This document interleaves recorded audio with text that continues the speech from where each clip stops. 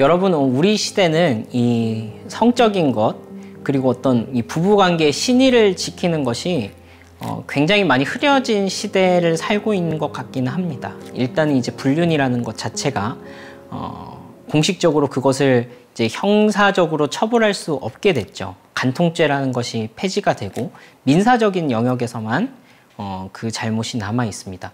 여기에 대해서는 어떤 법률적 근거를 드냐면 이제 이것이 우리 인간의 인권이라는 거예요. 그러니까 성적 자기 결정권, 내가 누구를 사랑할 수 있는 자유가 있는데 그 자유를 함부로 헌법적으로 제한할 수 없다라는 법 정신이 들어가 있다고 합니다. 뭐 이걸 어디까지 저희가 받아들일 수 있는지는 모르겠지만 이것을 통해서 우리가 확인할 수 있는 것은 확실히 이 성적인 문제 또 이 부부 사이의 신의와 정절에 관한 문제가 이전보다는 많이 약해졌다라는 생각을 하게 됩니다. 우리 TV 프로 중에서도 그런 프로그램들이 상당히 많아진 것 같은 느낌을 봅니다. 사실 예전에 이제 사랑과 전쟁이라는 프로가 있었는가 하면 또 요즘에는 TV조선에서 에로 부부인가요? 하는 그런 프로그램도 있는 것 같더라고요. 그 내용들이 가끔 기사에 떠서 보게 되면은 불륜이나 어떤 다른 사람의 어떤 성적인 그 방종에 대해서 그것을 가십거리처럼 우리가 즐기고 보고 컨텐츠로서 소비하게 되는 그런 문화가 우리 사회에 뭐 그냥 재미 중에 하나의 요소가 되어버린 것 같습니다. 여러분, 그런데 혹시 여러분들 주변에서 이런 문제를 몸소 겪고 있는 사람을 만나본 적이 있으신가요? 이것을 겪는 당사자들은요, 굉장히 고통스럽고 잔인합니다. 누구도 이 이야기가 나의 이야기가 되고 싶어 하지는 않습니다. 왜냐하면 본능적으로 이 사랑이라는 것은 순결과 순수함과 또 하나됨, 올곧음, 일관성 그리고 정절과 신의를 추구하기 때문에 그렇습니다. 그것이 인간에게 있는 본성이요, 인간에게 있는 자연스러운 마음입니다. 누구도 내가 사랑하는 사람이 바람 피우는 것을 원하지 않고 그것을 자기의 이야기라고 한다면 누구도 그것을 가십거리로 삼고자 하지 않습니다. 왜냐하면 그것은 자기의 살을 도려내는 것과 같은 너무너무 고통스러운 일이기 때문에 그렇습니다. 오늘 성경에서도 이런 가슴 아픈 이야기가 나옵니다. 바로 호세아의 이야기인데요. 호세아의 아내는 이 성경에서 등장하는 대표적인 바람난 부인입니다. 저는 그래서 성경이 참 좋다고 생각을 하는데요.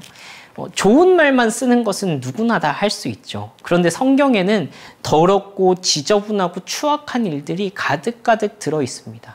왜냐하면 성경은 그것을 통해서 이 인간의 악한 본성을 드러내고자 하기 때문에 그렇습니다. 아무튼 이 추잡스러운 이야기가 오늘 우리가 읽었던 이 호세아라는 성경에 나옵니다. 이 호세아라는 사람은 선지자였습니다. 이 호세아라는 사람은 선지자였는데 하나님께서 어느 날 호세아에게 찾아오셨습니다. 찾아오셔서 음란한 여인을 너의 아내로 취하라.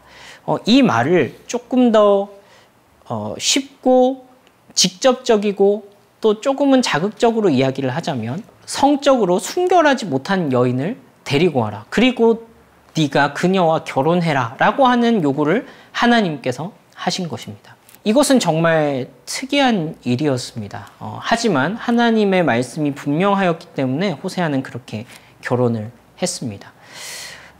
이 여인이 결혼하고 나서도 계속해서 집을 나가는 것입니다. 이 고멜이라는 여성이 호세아와 결혼하고서도 자기의 어떤 정욕을 참지 못하여서 집을 떠나서 다른 남자에게로 가 있는 것을 호세아가 수없이 목격을 하게 됩니다. 호세아는 너무 고통스러웠습니다. 호세아는 견딜 수가 없었습니다. 왜냐하면 1차적으로 호세아는 그냥 그 시대에 어떤 굴러먹던 그런 사람도 아니었고요. 그 당시에 하나님의 말씀을 전하던 선지자였단 말이에요. 그런데 그 선지자로서 어떤 높은 도덕적 기준과 하나님의 기준을 가지고 있던 그 사람의 아내가 바람이 나서 다른 남자에게 가 있는 것을 목격하는 것이 얼마나 고통스러웠겠습니까? 근데 하나님께서는 그 호세아에게 그 여자를 다시 데리고 오라고 합니다. 그때에 그러고서 이 고멜이라는 이 여성이 임신을 하여서 아이를 낳게 되는데 사실은 이러한 상황 속에서 이 아이가 누구의 자식인지 알 길이 없는 것입니다. 이런 일이 몇 번이 반복이 됩니다. 마치 오늘날 TV에 나와도 손색이 없을 만큼 자극적인 이야기지 않습니까? 여러분 왜 이 이야기가 나오게 됐냐면요. 여러분 혹시 지난 시간에 제가 설교 때 했던 말씀을 기억하십니까? 지난 시간에 아브라함과 하나님이 언약식을 하는 그 장면이 있었죠.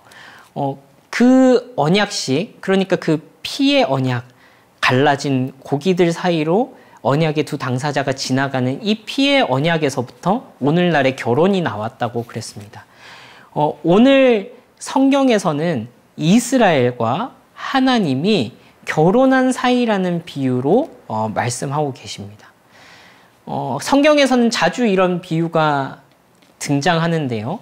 하나님께서는 이스라엘의 남편이 되시고 이스라엘은 영적으로 하나님의 부인이 되는 그런 비유가 자주 등장합니다. 이것은 언약으로도 대표되는 하나님께 대한 이 이스라엘은 하나님의 백성으로서 하나님을 사랑해야 되고 하나님은 그들의 하나님이 되어서 그들을 지키고 그들과 함께 하시겠다는 이 약속 때문에 그런데요. 여러분 지난 시간에도 제가 잠시 말씀드렸던 것처럼 이 아브라함과 맺은 이 피의 언약 이후에도 이스라엘 백성들은 하나님께 순종하기보다는 끊임없이 떠나고 배반하고 하나님의 뜻과는 반대되는 길로 가고 있다는 사실이 성경에는 계속해서 등장하게 됩니다. 여러분 그 하나님을 떠난 것에 대한 상징으로, 그러니까 실제이면서도 상징입니다. 그것을 딱 한 단어로 정의하자면 오늘 성경에 등장한 바알입니다. 이스라엘 백성이 나의 남편을 바알이라고 불렀다고 합니다. 이 바알이라는 것은 무엇이냐? 이 바알이라는 것은 당시 이스라엘 시대에 있었던 우상 중에 한 명입니다. 대표적인 우상입니다. 이 바알이라는 신을 숭배하는 방식은 어떤 성관계를 통해서 축복을 기원하는 그런 그 행위를 했었는데요. 바알의 신전에 가면 어떤 그런 음란한 행위를 하는 사제들이 있었고 또 이 바알이라는 신을 섬기는 방법이 성관계를 통해서 성관계를 하면 자녀가 이제 생산되듯이 바알이 그것을 보고 흥분하여서 하늘로부터 비를 내리고 땅이 씨를 맺게 되는, 열매를 맺게 되는 그런 결과를 가져온다라는 어떤 종교적인 행위 방법입니다. 그 고대의 종교 중에 하나입니다.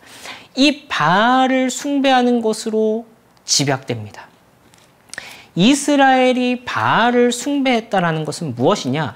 바알이라는 우상이 가지고 있는 그 본질이 무엇이냐 하면 바알이라는 우상 자체, 그러니까 우리가 흔히 우상 숭배하면 어떤 신상을 세워놓고 거기에 절하는 것을 생각하지만 이 우상의 본질은 무엇이냐면 바로 자신의 욕망을 숭배하는 것입니다. 바알로 예를 들어 볼게요. 이 바알이라는 우상을 숭배하는 방식 그것 자체가 성적 행위죠. 그 성행위를 통해서 얻고자 하는 것은 무엇입니까? 물질적인 풍요입니다.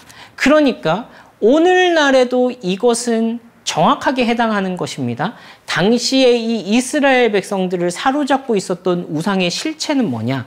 그것은 욕망인데 그것을 구체적인 두 가지 단어로 표현하자면 섹스와 머니입니다. 돈과 성이라는 이 두 가지 우상, 욕망을 숭배하고 있는 것이었습니다. 그러니까 여러분, 우리가 단지 나는 우상 숭배 안 해. 나는 종교 없어. 나는 어떤 그런 것들을 숭배하며 살지 않아. 나는 무슨 내가 신을 섬겨 라고 얘기하실 수 있겠지만 우리의 삶에 이 성적인 욕망과 돈이라는 물질이라는 이것을 숭배하는 것 자체가 바알을 숭배하고 있다라는 것입니다. 그래서 신약 성경의 야고보 사도는 이렇게 성경에서 이야기하기도 했습니다. 야고보서 4장 4절 말씀입니다. 가늠한 여인들아 세상과 벗된 것이 하나님과 원수됨을 알지 못하느냐. 그런즉 누구든지 세상과 벗이 되고자 하는 자는 스스로 하나님과 원수되는 것이니라. 여러분, 그래서 성경에서는 이 단지 우상 숭배하는 것, 어떤 신상에게 내가 절하는 것, 그것을 넘어서 세상과 벗하는 것으로 통칭되는 이 자기의 욕망을 숭배하면서 살아가는 그 삶, 자기의 욕심을 따라 살아가는 삶, 이것 자체를 우상 숭배로 규정하고 하나님께 대한 간음이라고 명시를 하는 것입니다. 그래서 오늘 성경에서도 하나님께서 우리가 읽었던 이 호세아서 말씀에서도 하나님께서 이스라엘 백성을 회복시킨다라고 했을 때에 다시는 네가 네 남편을 바알이라고 하지 않고 여호와 하나님이다라고 할 것이다라는 이야기가 거기서 오는 것입니다. 그러니까 욕망을 숭배하면서 사는 사람, 자기의 욕망을 쫓아 살아가는 사람을 오늘 성경은 영적으로 간음한 자다, 바알 숭배자다라고 규정하고 있는 것입니다. 이스라엘 백성이 딱 그랬습니다. 이스라엘 백성은 겉으로는 택함 받은 백성, 겉으로는 하나님의 백성이라고 말하면서 그 실상은 바알을 자기의 남편으로 삼고 살아가고 있었습니다. 오늘 하나님께서는 이러한 이스라엘의 행태에 대해서 구약 성경에서 가장 충격적인 치정사건 중에 하나인 이 호세아와 고멜의 사랑 이야기를 들려주시는 것입니다. 하나님께서 끊임없이 너희를 찾아오시는데 왜 계속해서 너희는 하나님이 아니라 너희의 욕망을 숭배하며 하나님을 떠나느냐라는 말씀을 오늘 이 이야기를 통해서 하시는 것입니다. 하나님께서는 처음엔 여기에 대해서 참지 않으시겠다라는 경고의 메시지를 주십니다. 그래서 이 고멜이란 여성이 아이를 낳았을 때 이름을 이렇게 짓게 합니다. 바로 로루하마라는 이름을 짓게 합니다. 히브리어에서 로라는 접두사는 아니다라는 뜻이거든요. 거기에다가 루하마라는 이 또 단어를 붙이게 됩니다. 이 루하마라는 말은 긍휼을 입었다, 은혜를 입었다라는 뜻입니다. 자, 합쳐볼까요? 로루하마라는 말은 무슨 뜻이냐? 그러니까 아니다, 긍휼을 입었다. 네, 긍휼을 입지 못했다. 하나님의 자비를 입지 못했다. 하나님이 더 이상 너에게 은혜를 베풀지 않을 것이다 라는 이름이 로루하마였습니다. 하나님께서는 이 호세아의 자녀의 이름을 통해서 이스라엘 백성에게 더 이상 은혜 베풀지 않겠다라는 말씀을 경고의 메시지로 던지신 것입니다. 그리고서 또 다른 자녀의 이름이 있었는데 이 자녀의 이름은 로암미였습니다. 암미라는 말은 내 백성이다 라는 뜻입니다. 암미. 근데 거기에 로라는 말이 붙었죠. 로암미. 무슨 뜻입니까? 내 백성이 아니다. 이스라엘 백성들 너희는 더 이상 내 백성이 아니다. 이 간음한 족속들아, 이 배반한 족속들아, 이 배신자의 자식들아, 너희는 로루함하고 너희는 로암미다. 내가 더 이상 너희와 함께하지 않겠다라는 말씀을 하시게 되는 것입니다. 여러분, 사실 이 이스라엘은요, 이런 평가를 받아도 될 만큼 굉장히 하나님 앞에서 문란한 그런 민족이었습니다. 우리가 이스라엘 하면은 이제 선민이고 되게 막 이제 좋게 생각하고 그런 경향이 있는데 그렇지 않습니다. 성경에서 분명히 고발하고 있는 이 구약 성경에 등장하는 이스라엘의 모습은 로루하마였고 로암미였습니다. 여러분, 어떻게 보면 사실 이스라엘로 특정할 것도 없습니다. 이스라엘로 특정되고 있는, 대표되고 있는 하나님께서 지적하시는 것은 무엇이냐면 너희 인류가 처음 하나님에게로부터 창조되었을 때의 그 아름다운 형상과 그 고결하고 하나님의 뜻을 따라 살아가고 높은 이상을 추구하면서 살아가야 될 그 가치로부터 땅에 떨어져 버렸다. 너희 인류야말로 로루하마이며 로암미이다 라는 말씀을 오늘 이 성경을 통해서 하고 계신 것입니다. 사실 우리는 이런 이야기를 볼 때에 우리를 여기서부터 좀 분리시키려는 경향이 있습니다. 그러나 그렇지 않습니다. 성경은 이 이스라엘의 이야기를 통해서 우리에게 대한 이야기를 하고 있는 것입니다. 여러분, 초반에 제가 그런 말씀을 드렸죠. 누구도 우리의 사랑하는 어떤 그 배우자나 연인이 바람피기를 원하지 않습니다. 그것은 너무너무 고통스러운 일입니다. 하나님께서는 하나님의 고통스러우심, 하나님께서 죄를 어떻게 생각하시는지를 오늘 이 호세아 성경의 말씀에 빗대어서 우리에게 말씀하고 계신 것입니다. 여러분, 그런데 은혜는 무엇이냐면 하나님께서 이 범죄하고 간음한 우리를 위해서 이 땅 가운데 다시 찾아오셨다라는 것입니다. 마치 호세아가 고멜에게 다시 찾아갔던 것처럼 하나님께서는 우리에게 다시 찾아오십니다. 여러분, 세상에서도 이 결혼을 파탄낸 사람, 이 결혼에 대해서 잘못한 사람이 위자료를 제공하게 되어 있습니다. 그러니까 어떤 그것이 물질적인 것이든 무엇이든지 간에 그 결혼의 당사자였던 그것이 남편이든 아내에게 배상을 해야 하는 것입니다. 여러분, 그런데 하나님과 인간 사이의 이 결혼 사이, 결혼처럼 맺어졌던 이 언약 관계가 파괴되었습니다. 사람이 하나님에게 어떻게 배상할 수 있습니까? 사람이 하나님에게 어떻게 보상할 수 있겠습니까? 사람은 하나님의 피조물입니다. 그런데 그 피조물이 창조주에 대하여서 반역을 행했습니다. 이것을 어떻게 보상해야 합니까? 말 그대로 하나님께서 직접 인간을 찾아오셔서 우리의 이 죄 문제를 해결해 주시지 않으면 방법이 없는 것입니다. 네, 그렇습니다. 예수님께서 이 땅 가운데 다시 찾아오셨다는 것은요, 마치 이 바람난 고멜을 다시 찾아간 호세아처럼 이 바람난 인류에게 하나님을 떠나서 거룩과 정의를 따라 살아가는 인간이 아니라 자기의 욕망과 욕심을 따라 쫓아 살아가고 있는 그 인간에게, 바람난 인간에게 다시 찾아오신 호세아의 모습이 예수님 안에서 발견되는 것입니다. 그것이 예수님께서 이 땅 가운데 오신 중요한 의미 중에 하나입니다. 예수님께서 십자가에서 우리의 죄를 대신 지셨다라는 것은요, 하나님과 우리 사이의 이 결혼 관계를 회복하시기 위한 하나님 쪽에서의 위자료입니다.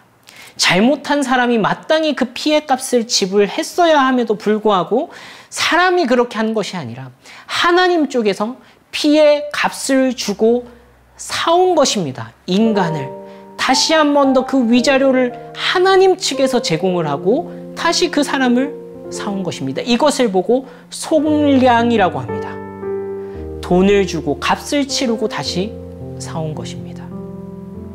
여러분, 이 인간의 죄가 왜 없어져야 하냐면 그래야지만이 하나님과의 우리와의 관계가 회복될 수 있기 때문에 그렇습니다. 여러분, 어떻게 부부 사이에서 이 바람피고 있는 이 문제가 해결되지 않았는데 그 죄가 그대로 남아있는데 이 부부가 다시 결합할 수 있겠습니까?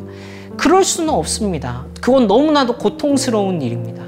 그 문제를 해결하고 청산하고 용서가 일어나야지만이 이것이 다시 하나가 될 수 있는 것입니다. 하나님께서는 우리가 다시 하나가 되기를 원하셨습니다. 하나님과 우리가 다시 연합되기를 원하셨습니다. 그래서 예수님을 우리 가운데 보내주신 것입니다. 십자가에서 우리를 향한 모든 값을 지불하셨습니다. 십자가의 그 죽음으로, 피값으로. 그리고서 그분께서 다시 우리의 남편이 되어주시는 것입니다. 교회의 남편이 되어주시는 것입니다. 그래서 에베소서 말씀에는 교회와 하나님과의, 예수 그리스도와의 관계를 이렇게 표현합니다. 에베소서 5장 30절에서 32절 말씀입니다. 그러므로 사람이 부모를 떠나 그의 아내와 합하여 그 둘이 한 육체가 될지니 이 비밀이 크도다. 나는 그리스도와 교회에 대하여 말하노라. 여러분, 에베소서에서는 이런 교회와 그리스도의 관계를 부부의 관계로 표현하고 있습니다. 그렇습니다. 비로소 예수 그리스도라는 그 남편께서, 인간의 몸을 입고 오신 하나님께서 스스로 그 값을 지불하여 주셨을 때라야지 우리와, 교회인 우리와 이 예수 그리스도의 이 결혼의 관계가, 한 몸이 되는 관계가, 그 하나님의 생명으로 돌아가는 관계가 회복되는 것입니다. 이것이 하나님의 사랑입니다. 바람난 이스라엘로부터 하나님께로 돌아오게 하시는 그 하나님의 사랑인 것입니다. 그래서 오늘 우리가 읽었던 이 말씀의 마지막에 이렇게 되어 있습니다. 호세아서 2장 19절 20절 말씀에 내가 너에게 장가들어 영원히 살되 공의와 정의와 은총과 긍휼히 여김으로 너에게 장가들며 진실함으로 너에게 장가들리니 네가 여호와를 알리라 라고 표현하고 있는 것입니다.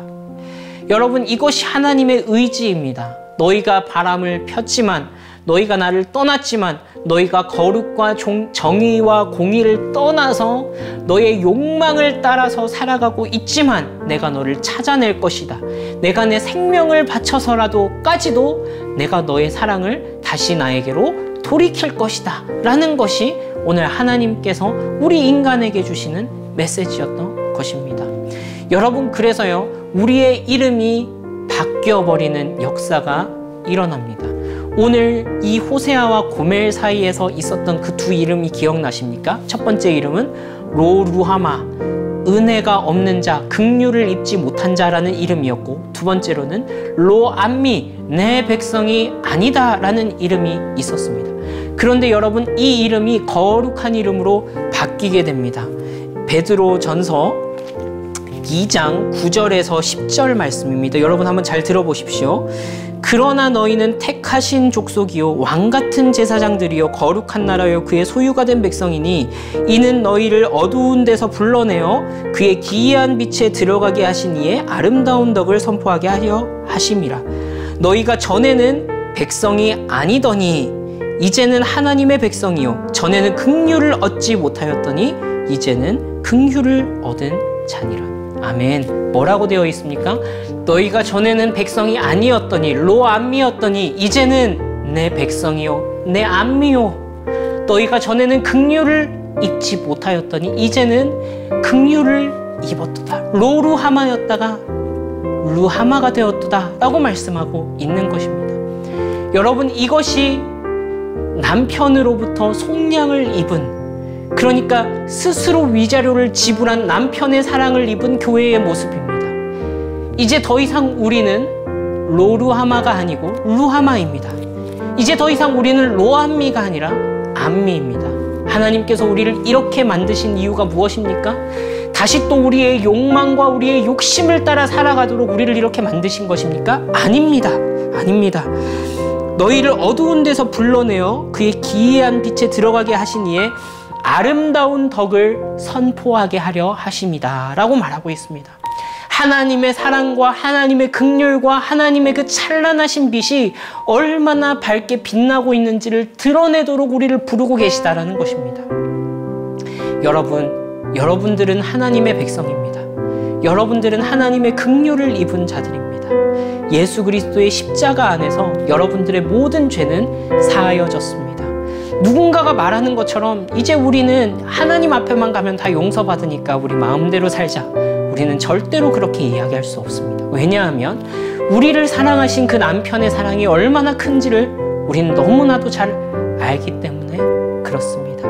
그 사랑을 따라 사는 삶, 그 사랑을 누리며 살아가는 삶, 그 사랑이 우리의 삶 속에서 실체가 되는 것, 그것이 하나님의 사랑을 입은 하나님의 아내된 신부된 교회의 모습일 것입니다. 여러분, 우리가 점점 더 예수 그리스도의 죽음과 부활에 가까이 가면서 우리 다시 한 번 더 이 사실을 기억합시다. 이 시대는 욕망이 극치에 달한 시대입니다. 모두가 다 자기의 욕망을 충족시키기 위해 살아가는 시대입니다. 우리는 어떻게 살아가고 있습니까? 믿음이란 이유로 신앙이란 이름으로 우리의 욕심을 더 채우는 방향으로 우리의 삶이 가고 있지는 않습니까? 기독교는 정반대입니다. 우리의 욕심이 아니라 그리스도를 향한 사랑입니다.